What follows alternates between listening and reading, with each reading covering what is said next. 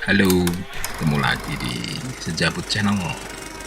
Kali ini kita akan melihat bareng-bareng sebuah film yang berjudul The Netherlands in the Stadspoor and Tramwagen.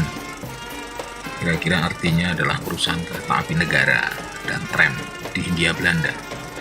Pada saat itu dikelola oleh sebuah perusahaan besar modern yang merupakan bagian dari pemerintahan Hindia Belanda seperti BUMN lah. Film ini disutradarai oleh Philip Gerald Carli dengan produksinya dari Nederland, tahun produksinya mungkin sekitar 1929. Kemudian production company-nya adalah Kinowe Carli and Co. Batavia. Film ini akan menceritakan mengenai perusahaan kereta api negara dan tram Hindia Belanda yang saat itu dikelola oleh sebuah perusahaan yang besar dan modern yang merupakan bagian dari pemerintahan Hindia Belanda, ya kalau sekarang BUMN lah. Kemudian perusahaan dibagi menjadi beberapa unit bisnis yang berbeda, yaitu perusahaan yang mengelola di wilayah Jawa, kemudian perusahaan yang mengelola di wilayah jajahan luar. Jadi ini sebutan sebenarnya untuk wilayah di luar Jawa dan Madura. Jadi disebut pemerintah administratif Hindia Belanda sebagai wilayah jajahan luar. Kemudian ada juga Departemen Konstruksi Umum serta Departemen Administrasi. Sampai dengan tahun 1929, panjang jaringan rel dan tram yang telah berhasil dibangun berjumlah total 4.282 km, di mana 275 km berada di Jawa. Itu adalah capaian perkereta-apian dan tram di Hindia Belanda. Di dalam film ini nanti hal-hal yang menarik adalah mengenai bagaimana film ini nanti akan memperlihatkan gedung-gedung kantor yang cantik, bengkel yang modern dan lengkap, kemudian jembatan atau bruggen yang banyak dibangun, kemudian jembatan layang atau viadukten, lokomotif, dan lain-lain. Pembuatan film kereta api ini dilakukan secara maraton dengan melewati landscape Hindia Belanda yang indah, dan di sepanjang perjalanan banyak melewati pegunungan, jurang, kebun teh, dan tebu. Sementara secara paralel juga diambil gambar-gambar kota yang indah di kota-kota utama. Film ini dibuat oleh kino operator Philip Gerard Carli di Veldhoven atau sekarang adalah Jakarta Pusat. Oke, kita masuk ke dalam bagian pertama dari film ini. Nah, ini kita akan ditunjukkan suasana di Pelabuhan Tanjung Priuk. Saat itu kapal-kapal yang besar itu adalah kapal Lloyd dan Nederland yang berlayar dan berlabuh hilir mudik. Disebutkan bahwa perusahaan kapal mingguan dan beberapa perusahaan pelayaran lainnya hampir setiap hari membawa pendatang baru, traveler, dan ribuan wisatawan. Jadi memang Tanjung Priuk itu adalah pelabuhan utama Hindia Belanda pada saat itu. Tampak juga kapal mendarat sudah siap, kereta api pos sudah standby siap di dermaga setiap kapal tiba. Disebutkan juga bahwa setelah segala formalitas, maka para penumpang masuk ke bus untuk diantar naik kereta SS atau Stadspoorwegen atau perusahaan kereta api negara Hindia Belanda. Mereka akan naik melalui stasiun Priuk.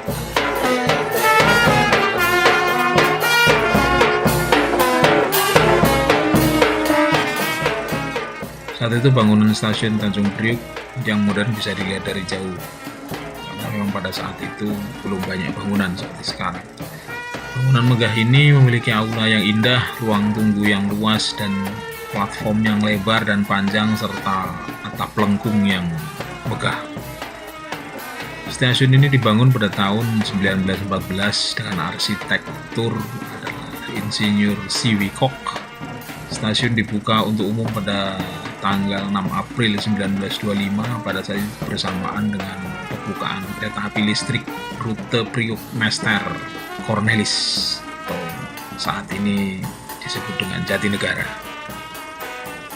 ESS atau Elektrische Stadspoorwegen adalah perusahaan yang bonafit dan modern pada saat itu. Kereta listrik melayani lalu lintas antara Veldhoven yang sibuk dengan kota Batavia dan pelabuhan Tanjung Priuk. Jalur ini dibangun untuk mengakomodir perdagangan dan wisatawan Eropa di Batavia.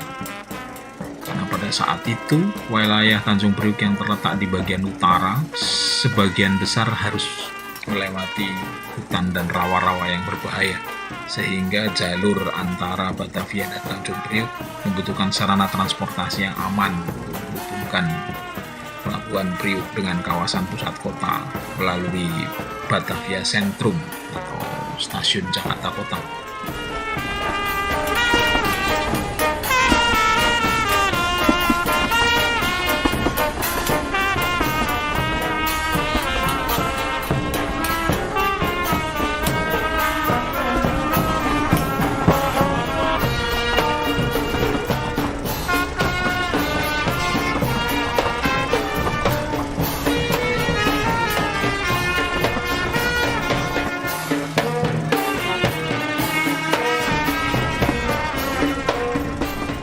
Rute antara Tanjung Priok Batavia saat itu sudah mempunyai 4 jalur yang luas.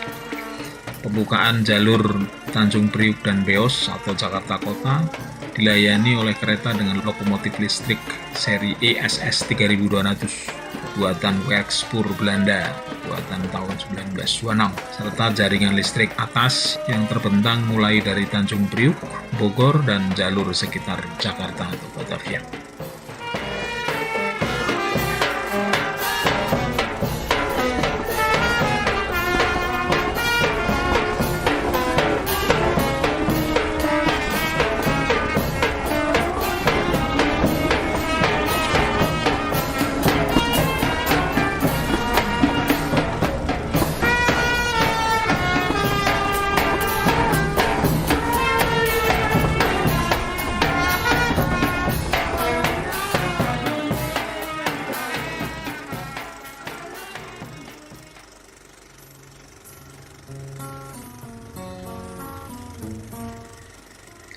Selanjutnya kita diperlihatkan dengan stasiun di Cirebon atau sekarang namanya adalah Cirebon. Stasiun Cirebon adalah bangunan yang indah dan merupakan salah satu yang tersibuk di Jawa. Di sini jalur SCS atau Semarang Cirebon Stumtram, perusahaan kereta uap Semarang Cirebon ya. Jogja Express saat itu melayani jalur yang menuju ke Semarang dari Cirebon. Gedung Stasiun Cirebon dibangun pada tahun 1920 berdasarkan karya arsitek dari Peter Adrian Jacobus Moen dengan gaya arsitektur campuran Art Nouveau dan Art Deco. Terlihat di gambar bahwa sebelum kereta berangkat, loket tiket diserbu calon penumpang. Kereta ekspres ke Semarang berangkat kira-kira bersamaan dengan kereta yang menuju Kroya dan Jogja. Terlihat para penumpang yang akan naik kereta berangkat kedua jurusan, yaitu Semarang dan Kroya.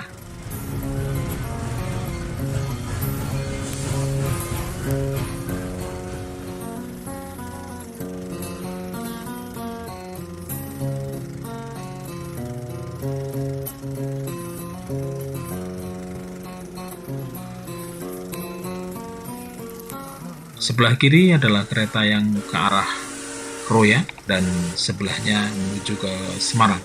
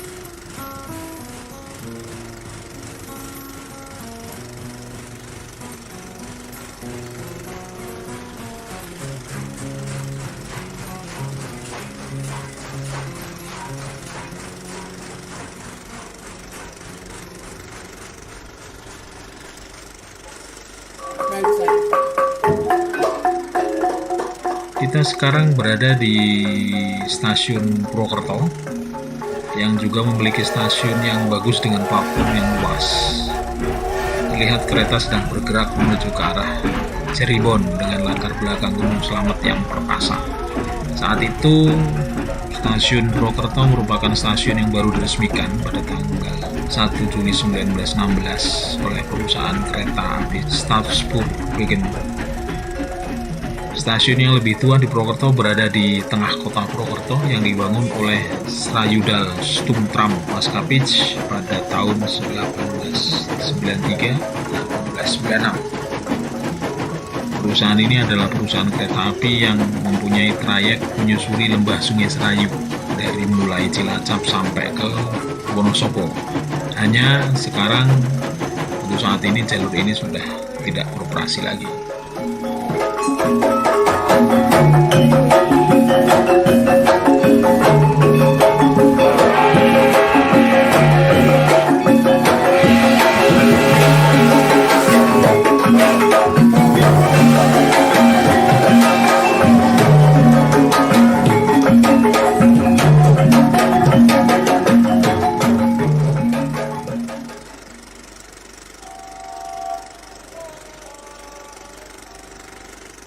Tertulis di caption ini kira-kira artinya adalah saat itu ada stasiun baru di Surakarta milik dari NIS Nederland-Indische Stadspoorwegen, namun personel NIS juga melayani kereta SS yang melewati jalur tersebut. Jalur khusus SS pada saat itu akan segera dibuat, tetapi sampai saat ini masih menumpang di jalur NIS. Terlihat penumpang penuh sesak di salah satu platform yang sangat panjang menuju kedatangan kereta SS jalur Surabaya-Bandung. Gambar ini adalah tampak depan dari stasiun Solo Balapan. Stasiun ini termasuk salah satu stasiun besar berusia tua di Indonesia setelah Samarang NIS ya.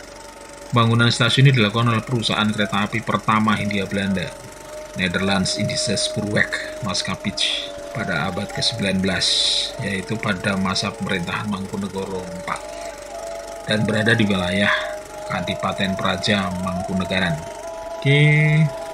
Dikatakan juga angkutan kereta api telah sangat populer sehingga menarik banyak orang dari tempat lain menuju ke Solo, sehingga stasiun-stasiun menjadi sangat sibuk.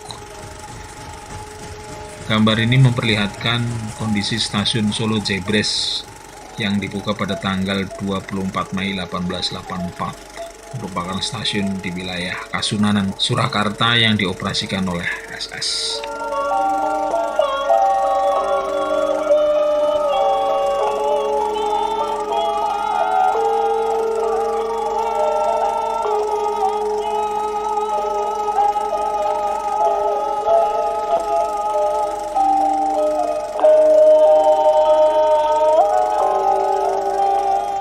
Stasiun Kertosono juga merupakan pusat lalu lintas kereta api yang sibuk.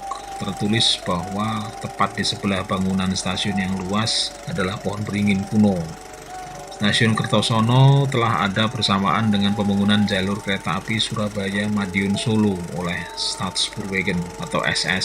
Stasiun ini dibuka bersamaan dengan pembukaan jalur kereta api Semburu Kertosono pada tanggal 25 Juni 1881. Oke. Ini adalah bagian pertama.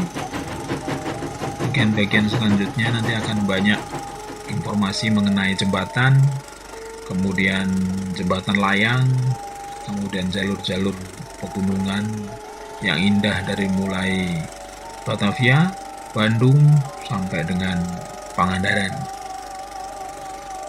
Oke, sampai jumpa lagi di video-video mengenai sejarah kebudayaan berikutnya. Sampai jumpa.